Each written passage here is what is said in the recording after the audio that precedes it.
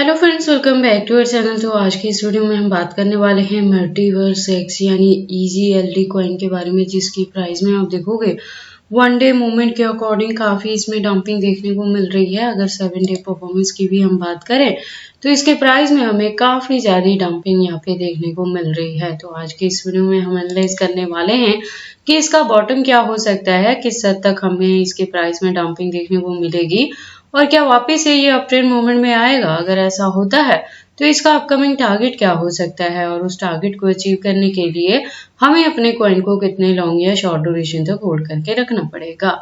तो अगर आपने मल्टीवर्स में अभी तक इन्वेस्टमेंट की है या करना चाहते हैं तो ये वीडियो आपके लिए काफी इंपॉर्टेंट होने वाली है, क्योंकि इसके साथ ही मैं आपको इसमें बताऊंगी इसके market cap, volume, ranking, circulating supply, total supply, maximum supply. हम इसके प्राइस परफॉर्मेंस को भी चेक करेंगे। लेटेस्ट अपडेट के लिए ट्विटर पे विजिट करेंगे और डीप इन्फॉर्मेशन के लिए हम इसके वेबसाइट को भी एनालाइज करने वाले हैं। और इस वीडियो के लास्ट में हम इसके एक्सचेंजेस पे भी बात करेंगे और ट्रेडिंग व्यू पे इसके चार्ट पैटर्न को भी एनालाइज करने वाले हैं। देन इस वीडियो के लास्ट में मैं कंक्लूड करूंगी कि आपको इस प्रोजेक्ट में एंट्री करनी भी चाहिए या नहीं करनी चाहिए। तो आप प्लीज इस वीडियो के साथ एंड तक बने रहना। अगर कोई डाउट हो तो कमेंट सेक्शन में पूछना, मैं आपके हर एक कमेंट का रिप्लाई करूंगी। तो चलिए फिर आज के इस वीडियो को स्टार्ट करते हैं। तो मल्टीवर्स के प्रेजेंट प्राइस की बात करें तो $27 के अराउंड है। मार्केट कैप और वॉल्यूम दोनों डाउन में है और रैंकिंग इसकी 78 पोजीशन पे है। बात करें प्राइस परफॉर्मेंस की तो वन डे के अकॉर्डिंग आप देखोगे इसका प्राइस लो है तो $26 तक लो है, हाई है तो $27 तक हाई है।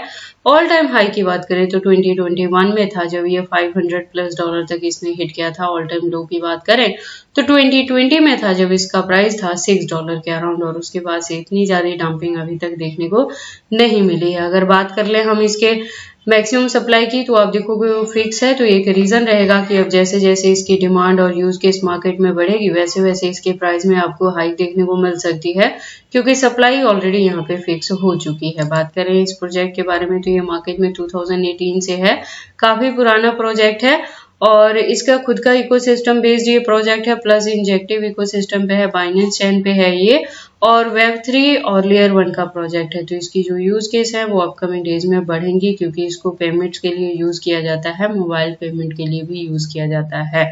तो जैसे जैसे इसकी यूज केस और डिमांड मार्केट में बढ़ेगी वैसे वैसे आपको इसके प्राइस में भी अच्छी खासी हाइक देखने को मिल सकती है।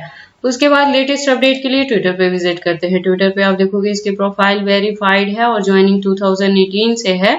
तो जो कम्युनिटी है वो 572.5K की कम्युनिटी। और अगर हम बात कर ले इसके अपडेट्स की तो अकाउंट भी रेगुलर अपडेटेड है। आज की डेट में भी हमें यहाँ पे मल्टीपल अपडेट्स देखने को मिल रही हैं। इससे ज्यादा अगर आप डीप इन्फॉर्मेशन चाहते हो तो इसके वेबसाइट पे विजिट कर सकते हो। आप देखोगे एक वेल डिजाइन यहाँ पे वेबसाइट आपको मिलेगी। और अगर आप फर्स्ट टाइम इसके बारे में सुन रहे हो और एंट्री करना चाहते हो या इसे होल्ड करके भी रख रहे हो लॉन्ग ड्यूरेशन के लिए, तो आप इसके वेबसाइट को एक बार क्लियरली अंडरस्टैंड कर लें, इसके प्रोटोकॉल्स को एनालाइज कर लें, सो दैट आपको पता लगे कि ये कॉइन मार्केट में किस प्रोटोकॉल्स पे वर्क करता है। उसके बाद हम वापस से चलते हैं कॉइन मार्केट कैप में और बात करते हैं इसके एक्सचेंजेस पे। तो मार्केट में पुराना है, 2018 से है। तो इसकी जो एक्सचेंजेस हैं वो फॉरेनर प्लस इंडियन दोनों के साथ इसकी लिस्टिंग हुई है। टोटल की बात करें तो 100+ एक्सचेंजेस के साथ इसकी लिस्टिंग हो चुकी है कॉइन मार्केट कैप के अकॉर्डिंग।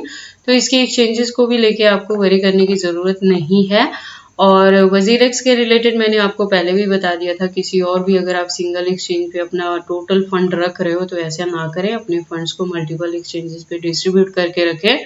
अगर ऐसे नहीं कर सकते हैं तो आप अपने एक्स्ट्रा फंड्स को हार्ड वॉलेट, सॉफ्ट वॉलेट या पर्सनल वॉलेट में सेव करके रखें, जिसका कंट्रोल सिर्फ और सिर्फ आपके पास रहे। अगर एक्सचेंजेस को लेके कोई इशू इस तरह का आता भी है तो इसका ज्यादा बैड इफेक्ट आपके फंड्स पे ना पड़े। उसके बाद हम इसके चार्ट पैटर्न को एनालाइज करते हैं ट्रेडिंग व्यू पे। तो आप देखोगे इसको मैंने USDT के पेयर के साथ 4 आवर का इंट्रो लिया है, जिसके अकॉर्डिंग जो रेजिस्टेंस है प्रेजेंटली $27 पे है। यहाँ से मैं कह रही हूँ कि अगर आपने इसके करंट प्राइस पे भी एंट्री ली है तब भी आप इसे होल्ड करके रखें 2024 के एंड तक। और अगर अभी तक किसी ने एंट्री नहीं की है, न्यू एंट्री लेना चाहते हैं, तो उसके लिए है कि वॉल्यूम इसका डाउन में है थोड़ी और डंपिंग एक्सपेक्टेड है। $25 से $20 तक की भी डंपिंग यहाँ पे आपको देखने को मिल सकती है। तो आप उस पॉइंट पे जाके भी यहाँ पे एंट्री कर सकते हैं और इसे होल्ड करके रख सकते हैं। होल्डिंग का ड्यूरेशन 2024 के एंड तक लेके चले, वहां तक जाते जाते ये $50 to $100 तक इजीली रीच कर सकता है। इससे आगे आपको क्या करना होगा, कितने परसेंटेज से प्रॉफिट बुक करेंगे, कितने को होल्ड करके रखेंगे और बाइंग करेंगे तो किस पॉइंट पे करेंगे, ये सारी चीजें मैं टाइम टू टाइम अपने चैनल पे अपडेट करती रहूंगी।